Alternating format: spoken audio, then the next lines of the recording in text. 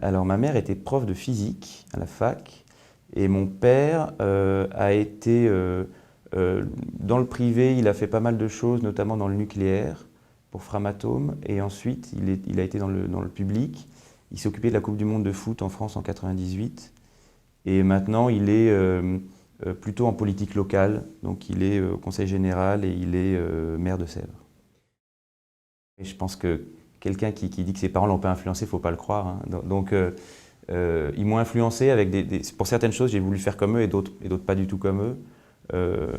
Mais oui, ils m'ont influencé sur, je pense sur le fait que trop de travail, c'est pas une bonne chose. Moi, mon père est toujours très actif, il est dans plein d'associations, de choses, etc. Donc je le suis aussi, mais j'essaie de me garder le plus de temps possible pour moi, pour ma famille et mes amis. J'essaie de faire peut-être plus qu'eux, même s'ils ont réussi à en faire pas mal quand même. Et puis peut-être aussi beaucoup influencé sur des questions d'éthique en fait. Donc c'est un gros sujet pour moi et pour eux, et je trouve que c'est important, et malheureusement dans le monde des affaires, c'est pas toujours un gros sujet pour tout le monde. Donc ouais, ils m'ont influencé. Ouais. Alors mes parents nous ont toujours beaucoup envoyés à l'étranger pour apprendre des langues. Donc chaque été, on faisait 3 semaines à l'étranger. Donc j'ai fait plusieurs séquences en Allemagne. Donc je parle couramment allemand, ce qui est sympa. Moi j'aime bien l'Allemagne. Ensuite j'ai fait pas mal de séquences aux États-Unis dans des summer camps. Donc je parle aussi bien anglais, ça c'est bien aussi. C'est un truc vraiment sympa ça que mes parents nous ont fait faire. Et puis on faisait en gros donc 3 semaines comme ça. Et puis après un bon mois en Normandie en fait, dans la maison de famille. Dans la Manche, donc dans un endroit assez perdu au milieu des champs avec des vaches, donc c'était assez calme, assez sympa, assez proche de la nature, on allait pêcher, se baigner. J'ai fait 10 ans de rugby à un niveau correct, enfin assez bon on va dire, pour l'âge que j'avais, sauf que je me suis cassé une vertèbre, donc j'ai dû arrêter. Et après, j'ai fait de la natation, du karaté et des abdos pour avoir mon dos en place. Et maintenant, je fais des exercices pour mon dos. Et puis de temps en temps, je fais des sports qui n'en sont pas vraiment. Donc je fais je pilote des avions. Donc parfois on dit que c'est un sport, c'est quand même plutôt fatigant intellectuellement, disons nerveusement, que dans le corps. Et je fais de la plongée sous-marine et du snowboard et du surf de temps en temps. Voilà. Donc des sports moins fatigants que ce que je faisais avant. Et en quoi ces sports vous ont façonné d'une façon ou d'une autre? Le rugby, c'est quelque chose de très... qui m'a complètement transformé, clairement, parce que ça m'a complètement libéré physiquement. C'est-à-dire que j'avais fait du foot, du tennis, mais j'étais pas à fond dedans. Et le rugby, ça m'a complètement ouvert sur le leadership, globalement les autres. Enfin, j'ai rencontré plein de gens là-dedans. Donc ça a été assez énorme dans mon évolution personnelle. Et ça l'a été durablement, même après que j'ai mes problèmes de dos, j'en ai fait pas au même niveau, mais j'ai continué. Ça a toujours été quand j'ai voyagé, quand je suis allé vivre, même au Vietnam, je suis allé faire du rugby dans l'équipe locale, j'ai rencontré plein de gens. En Allemagne aussi, j'avais fait ça. C'est un sport très ouvert pour ça. Je crois que mon rêve, enfin, ce que dit ma mère, c'est que mon rêve, c'était que ma femme soit heureuse. C'est ça dont je rêvais. Ce qui est sympa. Donc, si ma femme regarde, je lui envoie un message. Non, c'était pas professionnel. J'avais pas de rêve professionnel. Mon père travaillait beaucoup, donc j'avais plutôt une image du travail comme d'un truc pas très drôle en fait. J'étais pas souvent là, j'avais pas tellement envie de travailler. J'ai eu la chance que mes parents ne me poussent pas de force dans une case. Je pense que c'est une énorme chance. C'est-à-dire qu'en gros, quand ils vous poussent dans une case, soit vous y allez, vous êtes enfermé dedans, soit vous y allez pas, mais par rejet, et vous êtes enfermé dehors. Moi, ils m'ont poussé nulle part. Donc ils m'ont juste poussé à faire un truc, à me dire il faut faire les choses bien. Quand tu veux faire un truc, il faut le faire le mieux possible. Donc ça a été une première chance. Ensuite, je pense que la chance d'avoir fait HEC, c'est que ça m'a, là encore, pas non plus enfermé dans une case. Et puis après, c'est le hasard des rencontres et l'envie de liberté, aussi sûrement un peu une dose d'inconscience qui fait que que je pensais qu'on pouvait monter une boîte à 20 ans, alors que... Et d'ailleurs on peut, mais bon, au fond, j'aurais pu aussi penser qu'on ne pouvait pas, quoi. Ouais, y a eu ça. Il n'y a pas eu un déclic où tout d'un coup je me suis dit c'est sûr c'est ça. Ça s'est fait progressivement, mais à un moment c'était évident et c'était ça et rien d'autre. C'était progressif et puis à un moment il y a comme on dit parfois il y a un tipping point, quoi. J'ai basculé, je ne sais pas quand, mais j'avais basculé et je ne pouvais pas faire autre chose, quoi. C'était ça.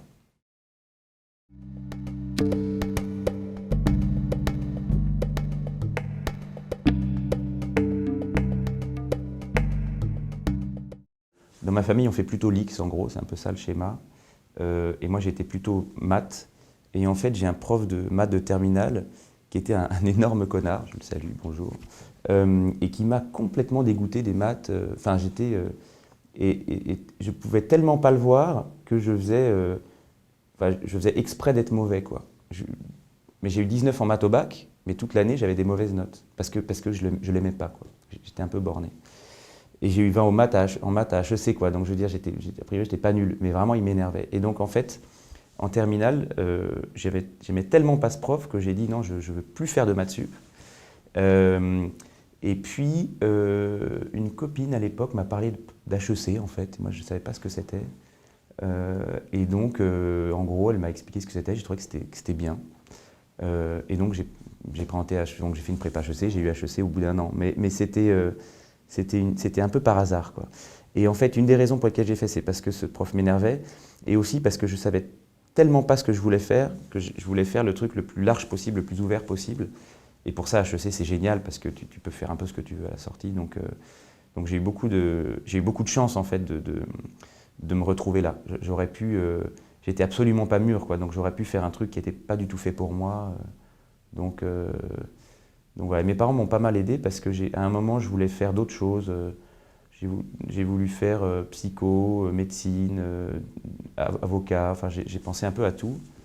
Et ils m'ont pas mal réorienté sur est-ce que tu es sûr que tu veux faire ça, est-ce que c'est bien pour toi, etc. Donc voilà, ça a failli se passer bizarrement, puis ça s'est bien passé.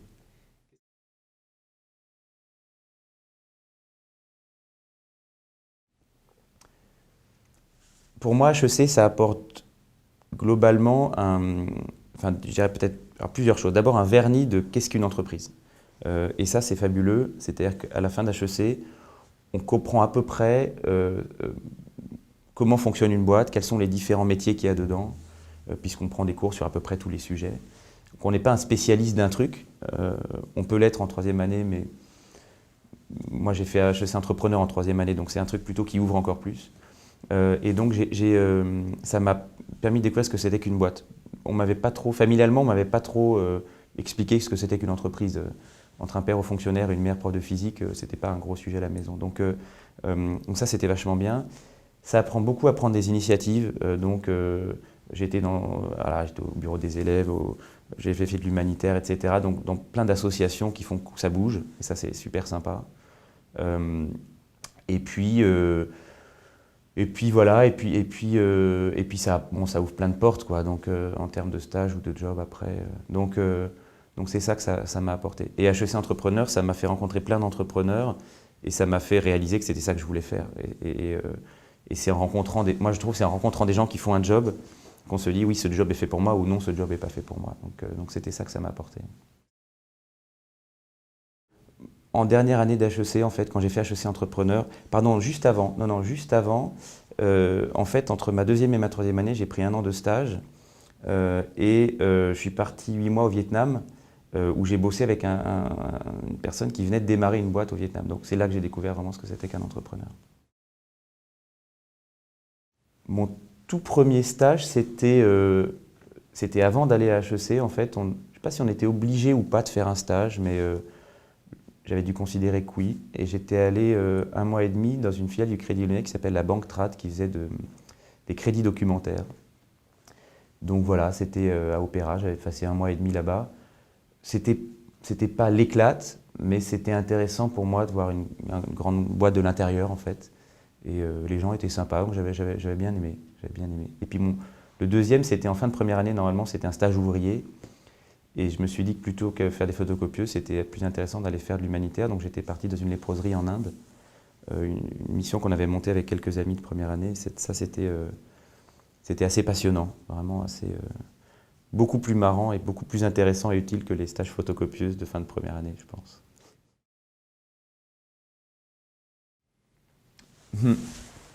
Je dirais que j'avais envie de... J'y ai pensé un peu avant, j'y ai pensé courant deuxième année quand puisque j'ai présenté HEC Entrepreneur, donc c'est que je devais avoir envie de ça quelque part. Mais je pense que je le présentais plutôt parce que la présentation qu'on avait fait les anciens avait l'air sympa. Les gars avaient l'air d'être épanouis, l'année avait l'air d'être intéressante. Et puis je ne savais toujours pas ce que je voulais faire, je me disais HEC Entrepreneur, ça ouvre sur plein de trucs, donc c'est intéressant. Et le vrai déclic, je pense, c'était au Vietnam en fait. Quand j'étais dans cette boîte qui avait été montée par un Français, qui m'a envoyé à Hanoï, dans le nord du Vietnam, où j'ai développé l'activité et où j'ai goûté à la liberté d'embaucher des gens moi-même, de créer un métier au sein de la boîte. J'ai ouvert le premier restaurant d'entreprise de la boîte, enfin, des trucs vraiment passionnants. Et je me suis dit que cette liberté à laquelle j'avais goûté là, j'aurais du mal à y renoncer, quoi. Et donc voilà, en fait, je pense que c'était là. Et puis toute l'année d'HEC Entrepreneur m'a fait rencontrer des gens vraiment passionnants, où j'avais l'impression qu'ils étaient heureux, tout simplement. Et je trouve, moi, souvent, les entrepreneurs ont l'air heureux. C'est un truc... et comme c'est quand même, je trouve, la chose la plus importante dans la vie, voilà, c'est une des choses qui m'a vraiment donné envie de faire ça. Entre l'idée de Price Minister et le moment où j'ai démissionné de Capital One, il s'est passé une semaine, max. Et après, j'ai laissé 2 semaines de préavis. Aux États-Unis, il n'y a pas de préavis, en gros, on part quand on veut. Et donc j'ai laissé 2 semaines de préavis parce que bon, je voulais être correct et que ça se passe bien. Puis mon boss était plus un pote, donc voilà. Et c'est toujours un pote, mais mon boss de l'époque. Mais donc voilà, donc vraiment entre le début de l'idée et la décision, ouais, 8 jours peut-être. Ouais. Donc assez court finalement.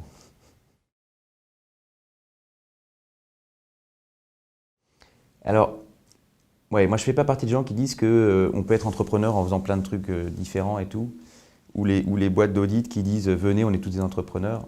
Moi, je pense qu'un entrepreneur, il n'est vraiment pas dans une boîte d'audit, ou alors peut-être c'est le patron.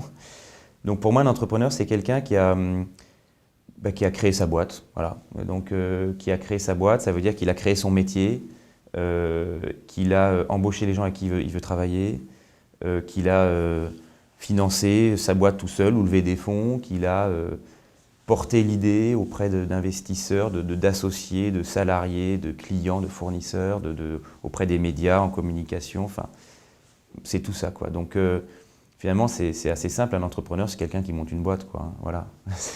Je pense qu'il n'y a pas d'autre définition qui marche mieux.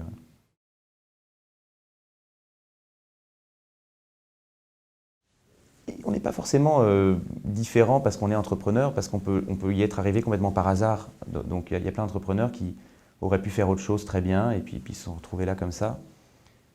En revanche, c'est vrai qu'une fois qu'on fait ça, peut-être on est transformé.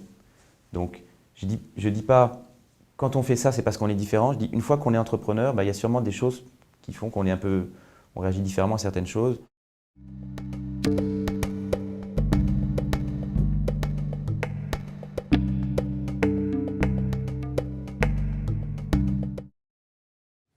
Ah, le matin, en ce moment, ma fille vient me faire un bisou dans mon lit. Donc déjà, j'ai pas le choix de me lever, de toute façon. Elle m'apporte mon réveil pour que je l'éteigne, c'est royal. Elle me fait un bisou. Donc déjà, c'est une bonne motivation pour se lever. Ensuite j'adore mon boulot. Il y a des phases, hein, il y a des moments où on aime moins, on aime plus. Là, ça fait quelques années maintenant que j'adore vraiment ce que je fais. Et le matin, quand je me lève, j'ai envie de voir ma fille, ma femme, etc. Mais si je regarde l'envie professionnelle, c'est être au bureau pour voir les chiffres de la veille. C'est-à-dire que j'ai encore aujourd'hui envie de voir les chiffres de la veille. Et tous les matins, ce matin, je ne suis pas passé au bureau, donc je suis très frustré, je ne connais pas les chiffres de la veille. Et quand je vais arriver au bureau, je vais me jeter sur mon PC pour voir ce qui s'est passé. Et ça, je trouve que c'est génial. Tant que j'aurai ça, je serai à fond dans mon job. La seule chose qui vaut le coup après laquelle ça vaut le coup de courir, c'est son bonheur. Donc, moi, j'ai envie de répondre, moi, je cours après mon bonheur. Et quand je suis entrepreneur, je cours après le développement de ma société. mais c'est parce que ça m'apporte pardon, ça m'apporte de la joie, du bonheur, de voir que la boîte grossit, qu'elle est plus rentable, qu'elle est mieux positionnée sur son marché, etc. etc. Donc je pense que c'est après ça qu'on court. C'est après le plaisir de développer sa boîte.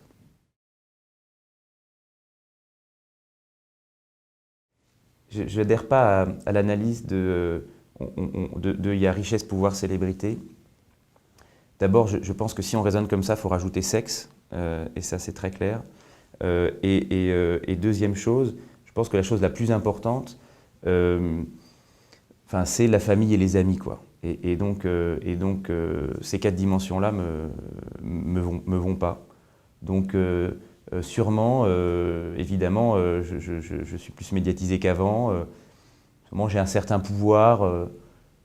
En même temps, le pouvoir, je pense que c'est la chose la plus vaine qui existe parce qu'il n'y a pas de limite. Et courir après un truc qui n'a pas de limite, on est sûr de s'essouffler. Donc moi, j'évite. Et puis l'argent, il n'y a pas de limite. Et en même temps, si on prend un peu de recul, il y a la limite de ce qu'on peut dépenser. Et je suis virtuellement assez au-delà de cette limite-là. En tout cas, moi, qui n'ai pas des goûts de luxe particuliers. Donc voilà, disons que j'ai suffisamment d'argent pour pouvoir ne pas me poser la question et être heureux avec ma famille et mes amis. Ça me paraît bien, quoi. L'argent, c'est un truc qui est vachement bien parce que ça apporte énormément de liberté. Ça permet de construire, ça permet d'investir, ça permet de se faire plaisir, ça permet d'être libre, complètement libre. Et puis, quand on le gère mal, ça permet juste l'inverse de tout ça. Je suis toujours choqué de voir des gens qui me disent « Oh là là, moi j'ai vendu ma boîte, j'ai plein d'argent, je vais vivre en Belgique. » Alors si on bosse tout ce qu'on bosse, si on se donne tout le mal qu'on se donne, pour finalement partir vivre à Bruxelles, alors là, il y a un truc qui me dépasse complètement. Au-delà du fait que ma femme est de Lille et qu'elle adorerait vivre à Bruxelles parce qu'elle trouve que c'est hyper sympa, c'est un autre sujet. Moi, pourquoi pas Bruxelles si c'est sympa, mais aller vivre exprès dans une ville pour payer moins d'impôts alors qu'on a gagné beaucoup d'argent, ça me dépasse complètement. Donc, et j'en connais beaucoup des gens comme ça. Donc je pense que l'argent, si ça devient une fin en soi, c'est aussi dangereux que le pouvoir. Parce que si ça devient une fin en soi, il n'y a plus de limite. Si c'est pour la liberté, il y a une limite. Il y a une certaine somme d'argent à partir de laquelle on est suffisamment libre pour plus avoir besoin de s'en occuper. Si c'est conçu comme ça, si on le conçoit comme ça, alors là, c'est super. Ouais, on aime tous dire qu'on est bon joueur, mais je suis très joueur. Donc quand on est très joueur, on n'est pas toujours bon joueur. Voilà. J'essaye de me soigner, mais je fais pas mal de coinches avec des amis, donc la belote coinchée. Et ouais, je préfère gagner quand même, hein. Faut être clair. J'ai jamais l'impression d'être contre une autre boîte. Et c'est un des trucs que j'aime quand on monte sa boîte. J'ai l'impression que quand on est dans un grand groupe ou en politique, on est contre les autres. Moi, je ne ressens pas du tout ça dans la création d'entreprise, dans le développement de ma boîte. Je veux être meilleur que les autres boîtes, je veux que notre boîte soit la meilleure possible. Mais je veux plus, surtout qu'elle soit la meilleure possible plutôt que meilleure que les autres, quoi. C'est ce qui est un peu différent. Donc, je ne souhaite pas aux autres d'être moins bons, par exemple. Et donc, il y a une logique un peu d'athlétisme, d'être le meilleur possible. Mais ce n'est pas de l'athlétisme individuel, c'est de l'athlétisme d'équipe. Je ne sais pas si ça existe. C'est un relais, si, voilà, c'est 4 fois 100 mètres. C'est ça. L'idée d'être aventurier des temps modernes, elle dit comme ça, on a tous envie d'être ça. Ouais, il y a un côté effectivement où tu pars dans des choses un peu nouvelles, ou à l'aventure un peu, en prenant des risques qu'on peut considérer comme inconsidérés justement. En fait, c'est pas vrai, parce qu'on a un parachute quand on monte une boîte. Voilà, moi j'ai la chance d'avoir un diplôme qui fait que même si j'avais planté Price Minister au bout de 2 ans, j'aurais retrouvé un job en 1 mois. Donc c'est pas l'aventurier qui s'aventure qui part dans la jungle amazonienne avec des grosses migales et qui peut mourir tous les 3 mètres. Donc je veux dire, une boîte quand on la démarre, elle peut s'arrêter, mais l'entrepreneur, il s'arrête pas, quoi. Donc aventurier, oui. Après, la prise de risque, faut être réaliste, elle est quand même pas non plus, on risque pas sa vie, quoi. Il faut les couilles pour y aller, mais je pense que pour que ça marche bien, il faut le cœur. Parce qu'à un moment, pour qu'une boîte marche, il faut plein d'énergie positive, il faut plein de gens qui bossent pour toi, qui prennent des risques pour toi. Et si tu leur donnes pas un peu de cœur, à un moment, ils se cassent, quoi. Et ils ont raison. Donc Donc je pense que le cœur est important. Je pense qu'il faut les deux, mais que sur le long terme, le cœur doit faire la différence, à mon avis. Ma première boîte a été un échec, Visualis, et j'ai essayé de rationaliser le truc, de voir qu'est-ce qui allait pas, qu'est-ce qui allait. Par exemple, j'étais le seul au quotidien dans les associés à bosser dedans. Price Minister, on s'est retrouvé à 5. Et puis j'avais un fournisseur principal, et Price Minister, on a 10 millions de membres, et donc autant de fournisseurs potentiels. Donc c'est ça, surmonter les échecs, c'est les analyser de manière froide.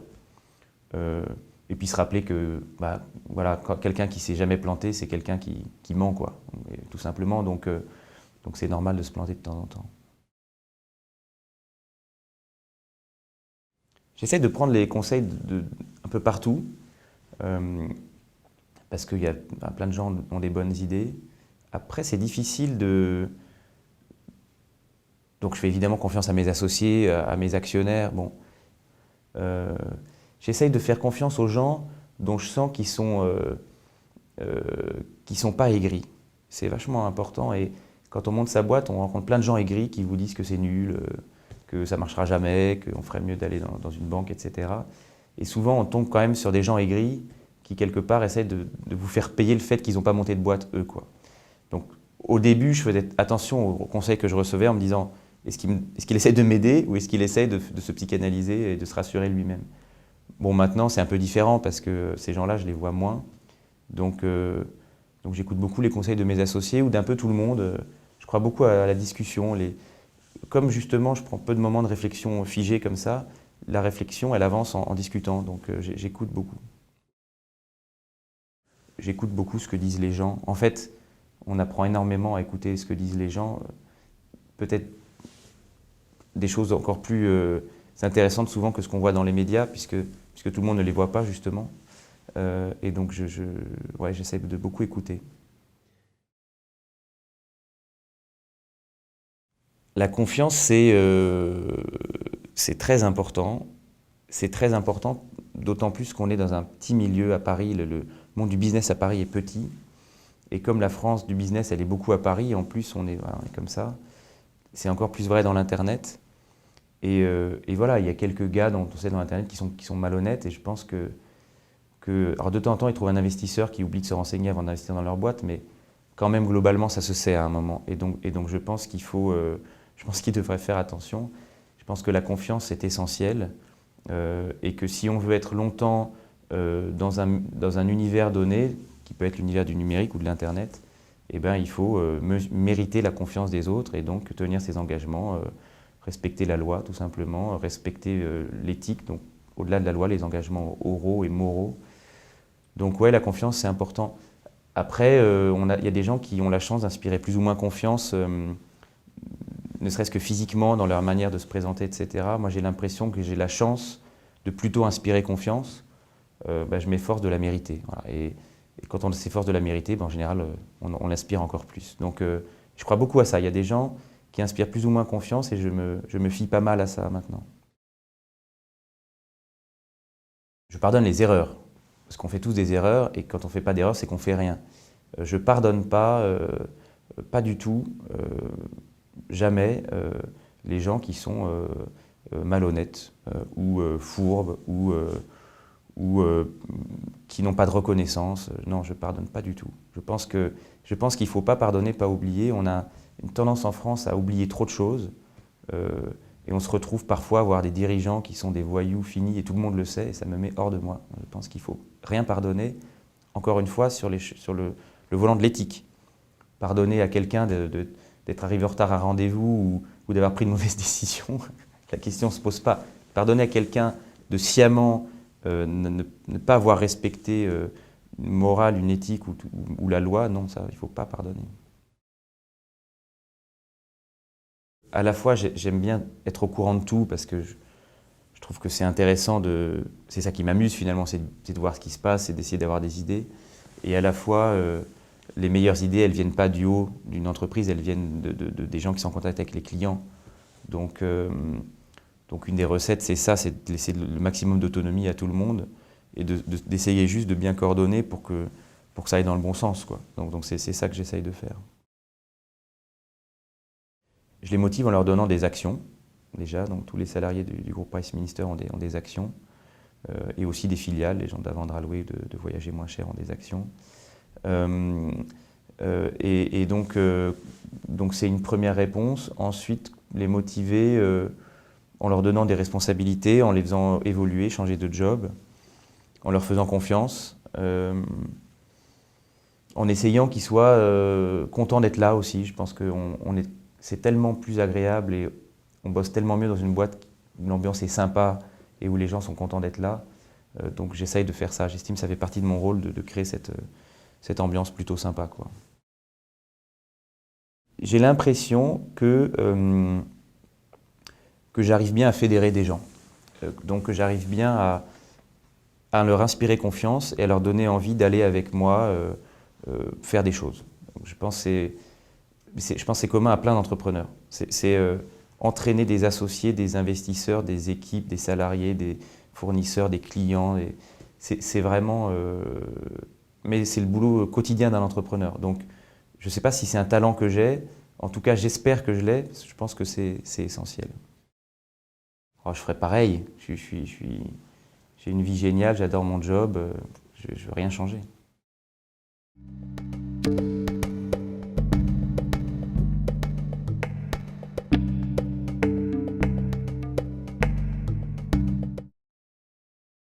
Je suis très ravi, très content d'être en France, de payer autant d'impôts et de dégrader la compétitivité de ma société en restant en France, parce que, évidemment, tous mes concurrents maintenant sont au Luxembourg et payent 15 points de TVA en moins.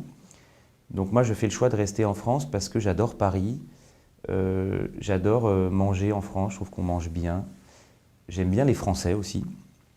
Et je trouve qu'il y a une culture en France qui est sympa. Voilà, j'aime bien, je me sens français, quoi. Et quand je voyage, j'adore être en Italie, j'adore être en Asie, j'adore aussi être aux États-Unis.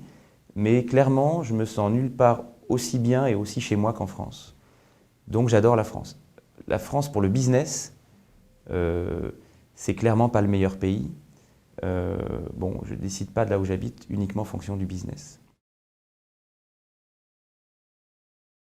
Je pense qu'on est un peuple de flemmards, râleurs, plutôt intelligents. C'est pas mal. Mais il suffit, on connaît mieux les Français. Le meilleur moyen de connaître les Français, c'est d'aller les voir à l'étranger. Ils sont râleurs. Moi, à la fois ça m'énerve et à la fois, bon, c'est comme ça, quoi. Mais tu vas dans un bar à Paris, les mecs t'insultent à moitié. C'est un peu énervant. En même temps, tu te sens un peu chez toi, quoi. Donc voilà, c'est ça les Français, c'est des râleurs. Mais c'est plutôt des créatifs, plutôt, je pense, je trouve qu'en France, on rencontre pas mal de gens ouais, plutôt intelligents, plutôt créatifs. Alors on peut dire ils sont moins énergiques que les Américains parfois, ils ont moins envie que d'autres, moins ouverts qu'eux. Et puis en même temps, voilà, moi je suis français, donc je me sens mieux ici qu'ailleurs, quoi. L'Europe, c'est l'avenir de la France, pour moi. C'est un sujet énorme en termes de compétitivité parce qu'on n'y est pas du tout. Et donc tant qu'on n'aura pas d'Europe du droit des entreprises, du droit des sociétés, ou d'Europe fiscale, ou d'Europe du droit du travail, on n'ira nulle part. Et je suis très inquiet du fait que la construction européenne n'avance pas plus vite. Les Chinois, enfin les Asiatiques globalement et les Américains sont en train de nous bouffer parce qu'ils arrivent en Europe, on est dans un gruyère fiscal qui fait qu'en gros, eux sur leurs marchés locaux qui sont énormes, ils arrivent à des tailles qui leur permettent de dégager des bénéfices. Parce que dans le numérique, on est sur des business de coûts fixes essentiellement. Donc ça coûte pareil de toucher un marché de 300 millions de personnes ou de 50. Donc quand on est aux États-Unis, on grossit beaucoup plus vite que si on est en France, en Allemagne, en Angleterre. Et quand on arrive en Europe, on a plein de petits concurrents qui sont moins forts que nous parce qu'on est plus gros. Et on a un gruyère fiscal, donc on va mettre le truc en Suisse, le truc au Luxembourg, le truc en Irlande. Et moi, ça m'énerve énormément cette situation. Je trouve qu'on manque complètement de vision. Et nos dirigeants, quand on leur parle de ça, ils disent oui, mais on ne peut pas faire machin, c'est compliqué, vous vous rendez compte, la fiscalité, il faut l'unanimité à Bruxelles, etc. Donc ils trouvent des bonnes excuses, super, mais en attendant, ça ne bouge pas. Donc pour moi, le marché local de toute boîte dans n'importe quel pays d'Europe Ça ne devrait pas être son pays, ça devrait être l'Europe. Le marché local de Price Minister, ça devrait être l'Europe. Mais c'est compliqué, hein. Et donc c'est compliqué, donc on le fait quand même, parce que bon, bah, quand on est entrepreneur, on fait des choses, on essaie de faire des choses compliquées quand même. Mais si ça pouvait être un marché, ce serait tellement plus facile, et les boîtes européennes seraient tellement plus facilement des leaders mondiaux, ça changerait la donne, ça changerait vraiment la donne. Mais on n'en prend pas le chemin pour le moment. Je me sens bien en France, mais je me sens citoyen du monde. C'est paradoxal. Donc j'adore voyager partout, j'adore me retrouver tout seul dans un pays, essayer d'apprendre quelques mots de la langue, me perdre dans les rues et rencontrer des gens. Je suis très... j'adore ça, vraiment, c'est un truc dont j'ai besoin. J'adore voyager sans rien programmer et seul ou en petit nombre. Je ne fais jamais de voyage en groupe, je trouve ça terrible, mais pour justement rencontrer les gens, ça je trouve ça passionnant. Et en même temps, c'est vrai que donc je me sens très proche de plein de gens dans plein de pays, et en même temps, au bout d'un ou 2 mois ou plus, la France me manque un petit peu. Donc j'ai ces deux choses-là. Et dans le métier, dans le business, pardon, on est un peu là-dessus, c'est-à-dire Price Minister va en Espagne, va en Angleterre, et on veut aller dans toute l'Europe, et en même temps, on est quand même une boîte qui est pour le moment très française, et d'ailleurs on fait l'Espagne et l'Angleterre depuis Paris. Donc on est dans cette ambivalence. J'aimerais 2 choses. J'aimerais qu'on soit sur un marché global. Donc j'aimerais qu'on arrête d'avoir chaque pays a ses propres règles, avec les députés machins qui vont changer une petite règle pour se protéger d'un truc, avec la boîte truc qui va faire du lobbying pour insister sur machin, et voilà. Je pense qu'il faut qu'on arrive à faire du business, à avoir des règles qui sont les mêmes déjà en Europe et un jour dans le monde, mais voilà, qui sont les mêmes, et ça irait plus vite, ce serait plus simple. Deuxième chose, j'aimerais qu'on arrive à appliquer la loi mieux. Moi, je vois plein de gens autour de moi qui ne respectent pas la loi, parfois dans des très grands groupes. Il y a des très grands groupes français qui se fichent complètement de la loi. Ils n'en ont rien à foutre. C'est-à-dire qu'ils signent des contrats et ils partent du principe que la valeur d'un contrat, c'est le coût des avocats de le casser et la probabilité de perdre en justice. Je veux dire, c'est très choquant, mais beaucoup de très grands groupes français raisonnent comme ça, et moi, ça me met hors de moi. Donc, je pense qu'il faudrait que la loi soit mieux appliquée, et que quand quelqu'un ne respecte pas un contrat, eh ben, il paye cher. Et voilà. Et ça me choque beaucoup. Plus j'avance dans le business, plus j'ai l'impression que, en ne respectant parfois pas les contrats ou en disant des choses et pas les faire et l'inverse, on arrive à aller plus vite, à gagner plus d'argent, à mieux développer sa boîte. C'est un truc que je ne ferai jamais parce que je n'endormirai pas la nuit, mais j'aimerais bien que les gens qui fassent ça dorment en prison et laissent les gens honnêtes bosser entre eux. Parce que vraiment, aujourd'hui, la justice en France fonctionne très très mal.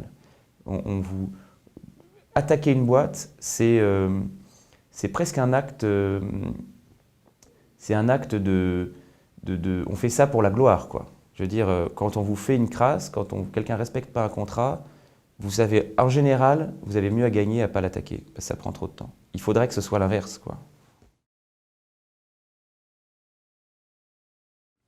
Je soutiens différentes choses. Je soutiens notamment financièrement l'accès du plus grand nombre aux études, et notamment, je pense à HEC, donc le fait que des boursiers puissent faire HEC. Je trouve que c'est très très important de réactiver l'ascenseur social qui est en train de se gripper, et ça me pose de vrais problèmes. Je pense que ça pose un vrai problème d'égalité des chances pour les gens qui pourraient faire HEC ou d'autres écoles et qui ne peuvent pas financièrement ou culturellement parce que leurs parents ne leur ont pas dit qu'ils pouvaient faire ça, ou parce qu'ils avaient une école à côté d'eux qui n'était pas bien, etc. Donc je pense que c'est très dangereux, enfin très grave pour ces gens-là, très dommage pour eux, et aussi très dommage pour les autres, parce que je pense que la diversité est bien pour tout le monde, quoi. Même pour ceux qui, quelque part, étaient du bon côté de la barrière. Et on essaie de faire ça chez Price. On a un recrutement qui, je pense, est très très ouvert sur plein d'origines, de nationalités, de type de diplôme ou de pas diplôme, etc. Mais évidemment, je fais ça à mon petit niveau, on n'est que 200 salariés. J'aimerais qu'on arrive à faire ça plus largement. Donc je donne de l'argent pour ça. Je me suis investi pas mal chez 100 000 entrepreneurs dans l'idée d'essayer de dire aux collégiens et aux lycéens voilà ce que c'est qu'une entreprise, ouvrez-vous sur le monde de l'entreprise et appréhendez mieux les entreprises pour leur permettre de mieux s'orienter dans ce qu'ils veulent faire. Bon, après, il y a d'autres choses, et puis j'essaye quand je peux, de transmettre la passion d'entreprendre parce que je trouve que c'est une voie passionnante et qui vraiment rend les gens heureux et puis qui crée des emplois donc j'essaye quand je peux de pousser les gens à monter leur boîte.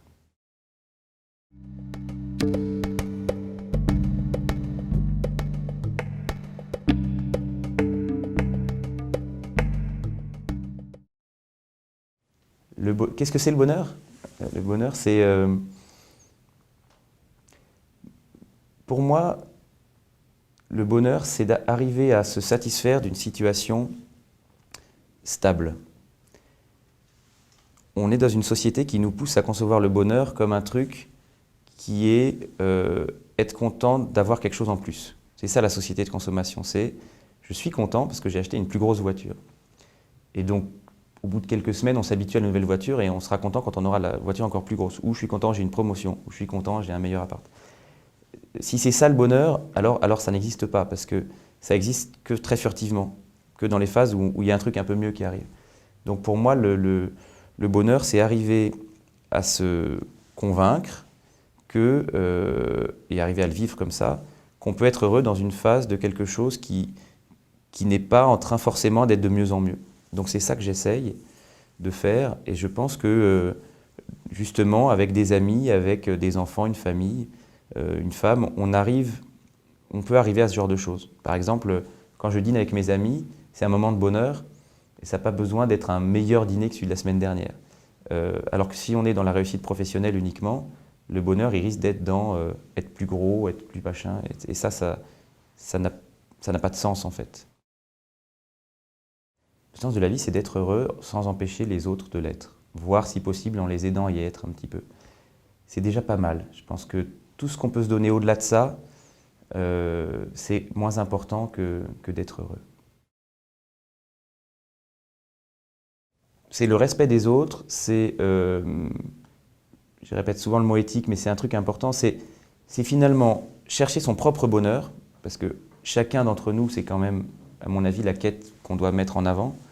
Donc c'est cherche ton propre bonheur tout en essayant de développer celui de tes proches, de ta famille, de tes amis et puis plus globalement des autres. Donc surtout ne jamais faire quelque chose qui nuit aux autres, mais sans oublier que le plus important c'est d'être heureux, c'est pas d'avoir du pouvoir, de l'argent, d'être connu, etc.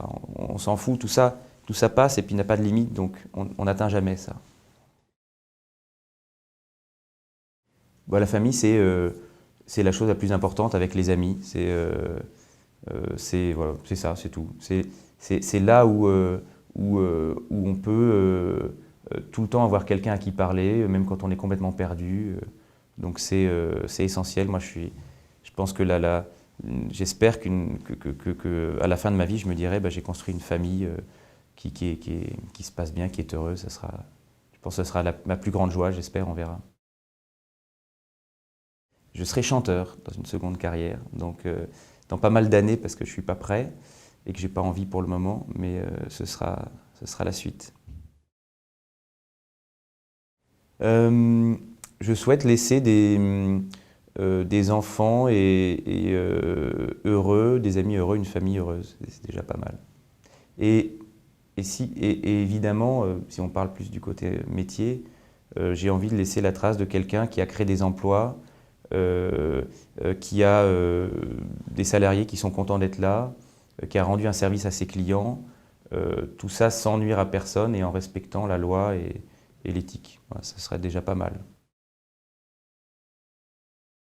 Un jour, je passerai la main. Ouais, un jour, je passerai la main parce que aujourd'hui, j'ai une énergie folle pour développer Price Minister. J'ai envie qu'on soit le leader européen du e-commerce et je pense qu'on le sera dans quelques années. Et puis, le jour où j'aurai plus cette énergie, il faudra que je passe la main. Mais il n'est pas encore arrivé.